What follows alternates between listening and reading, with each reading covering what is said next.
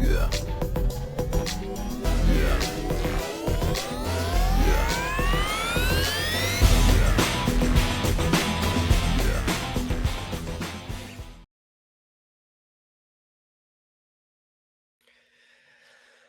Hey everybody, what's going on?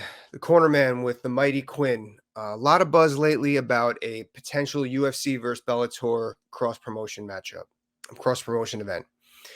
I have taken liberty to matchmake that card. I think I put the best possible matchups that people want to see. That's going to be exciting. That's going to get people talking, and it's going to deliver. I put a lot of thought into this. I learned a lot, which I think that going into this match, cross promotion of this caliber, it's not as easy as people think. It can't just be champion versus champion. We're going to get into that in a second.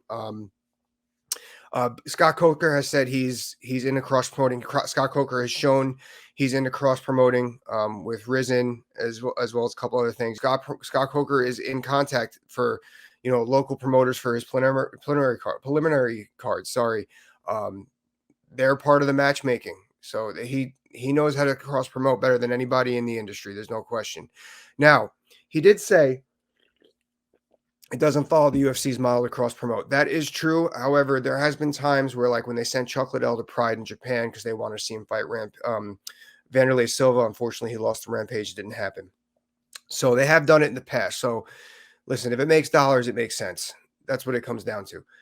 How do we make sense here? Now, this is why champion versus champion doesn't necessarily make sense.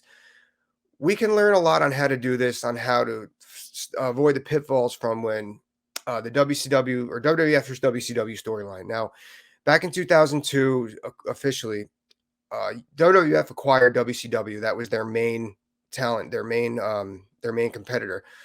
They pushed the storyline that was WWF versus WCW, WCW/ECW, and overall, it sucked. It didn't deliver. It was a big nothing burger.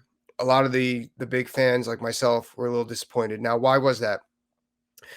We didn't get to see the matchups we wanted to see. It was a lot of old WWF guys versus new WWF guys, or old WWF guys versus the same WWF guys that they wrestled prior.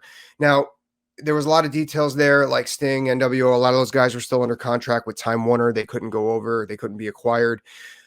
But that doesn't matter going forward with the story here. Basically, by the end main event, I think it was only two wrestlers, that was Rob Van Dam and Diamond Dallas Page, that were on Team WCW in that 10-man tag team match against WWF, which I'm saying is like everybody had already been in WWF prior. Everyone had seen these matchups. We had already seen Austin versus The Rock 3 WrestleManias in a row. We had seen Kane and Undertaker versus the Dudleys. We've seen all that. Shane McMahon was on Team WCW wrestling the Big Show. We've seen it. We saw all of it already. I mean, and on the flip side, Chris Jericho and the Big Show were on Team WWF. So those were two guys that were here. So we saw these matchups. We only saw two guys that gave fresh matchups to the names we wanted to see. All right, enough rambling about that. I could talk about professional wrestling all day and the politics involved. But this is why we got to be careful here, because it's no secret that Bellator has a similar model that WCW had, where they acquire the older talent that the UFC doesn't have anymore, or they buy it up, and then they co-main event and main event them on their cards. So why do they do that, though? There's a reason why they do that. It's not just, this is our name, bring it in. They're putting their up-and-coming talent underneath those guys on the main card. So you're watching this event, right? You're going to watch the full event, even though you're really only tuned in for the main event. Now, what happens is you're watching this Bellator fight for the main event. Let's say I'll use, one of the fights I was on, for example. I was on a card. I was on the undercard where Rampage Jackson was main eventing. It was his first fight in Bellator. And they do that because I was on the undercard. I wasn't one of the fighters they were trying to push, trust me. So on the mid-level fighters, or the talent they're trying to push, they're like the two fights or a fight before the co-main event. So your eyes are on them. You're going to say, oh, wow, this dude, MVP, he's pretty damn good. Even though I came here to watch Rampage, I'm going to continue watching for the MVPs, the Douglas Limas, the Patricki brothers, the Pitbull brothers, stuff like that. So that's why Bellator did that, and it's worked for the most part. They got some guys, some solid names. Aj Mcgee coming. He's phenomenal.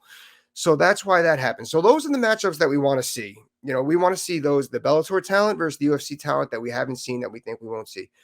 Now it's unavoidable to kind of see that those fights where they've been in both the UFC and Bellator. I got a couple of those in here as well, but let's just get to it. So from top to bottom, like I said, I didn't worry about too much about I didn't worry about champion versus champion. In fact, I don't even think I have a champion versus champion fight on here. Unification bout, although those always sell. I want to see styles of what if here, what if there, what ifs, the what ifs. So we're going to start the fight with Casey O'Neill versus Valeri Loretta. Two strikers, two women, very exciting. Everyone loves to watch them in both promotions, both their banners, both their brands. And they're going to clash inside will it be an octagon? We don't know. Will it be an octagon or the circular cage? But they're going to clash inside the cage. I think that's a great way to start off the night with two high performance ladies to get us going. I think I think the ladies always bring it on the cards. I think every card should be starting off with ladies because they always set the tone. The next fight, now this is one of those cross ones. This is a fight that we wish we saw that we didn't. That I think is fantastic. I got Kiouji Hiragoshi versus Henry Cehudo. I know Henry's kind of like tendering back and forth, but that's a fight that I think we need to see. I think that, Kiouji is everything. He has everything. Obviously, Henry has the strong world-class wrestling and the power in both hands. I think that's a great fight. That's a chess match. We're going to see who wins. I really would love to see that fight. The next fight I have here is two guys who have similar roads in both their promotions. And now this is hypothetically speaking, they're like cousins as far as training is concerned. I got George Mossvadel versus Douglas Lima. These are two guys that could knock people out. They could submit people. And I think that's a big draw power. I think that we're going to see who stylistically goes where as far as the striking.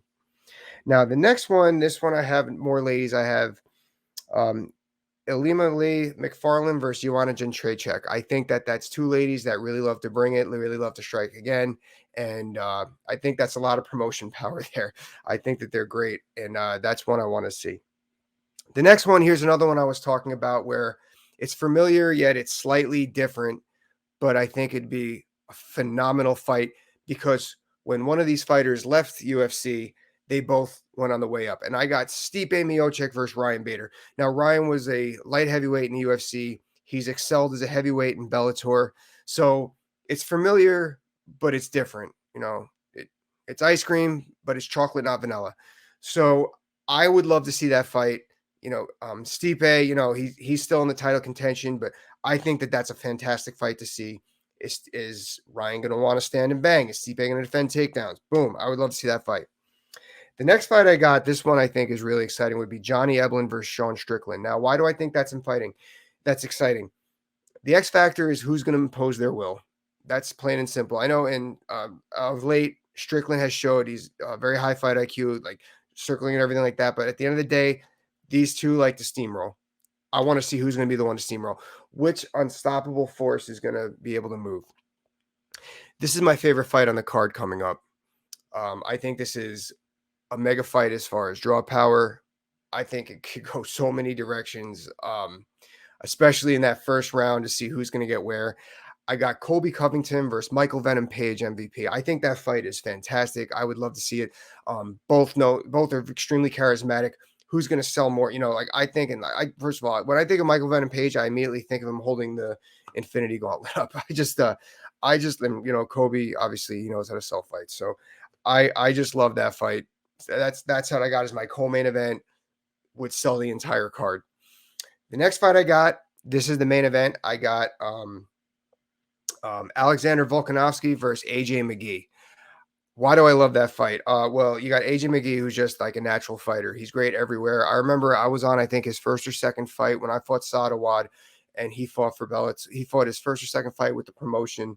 And I remember he called a head kick knockout, and he did it, and it was awesome. The dude, and obviously, as you know, he's just excelled to the top from there. That guy can fight with anybody in the world. Man, is he good. And Alex Volkanovsky, another one, but he's a little bit more of an explosive steamball going forward, which where Aj Mcgee, I think, is a little faster, probably cut angles.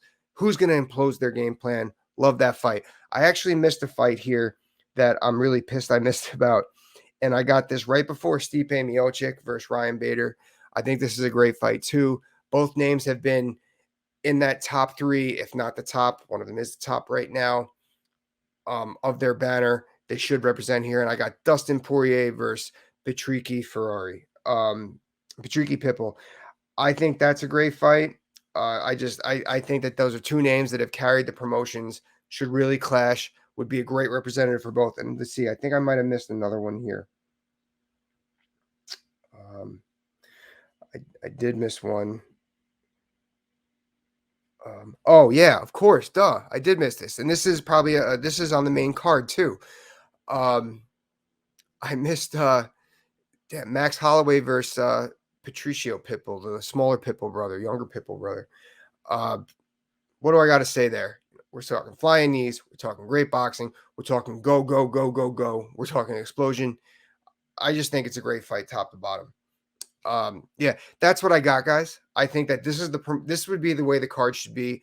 I don't think we should do champion versus champion. The unification bouts, they're cool, but they're not. We've seen a lot of these fights already. A lot of them, I don't think, match up stylistically. If you notice, they didn't have Cyborg on the card. She fought a lot of those women already. I don't think anyone cared. And I didn't have Michael Chandler either. He fought a lot of these guys in Bellator. There's still a lot of fights I'd like to see Michael Chandler in the UFC fight. But yeah, that's what I got, guys. Let me know what you think. I got a great week coming up of interviews as well as other segments. So thank you. Have a good one. Bye. Yeah.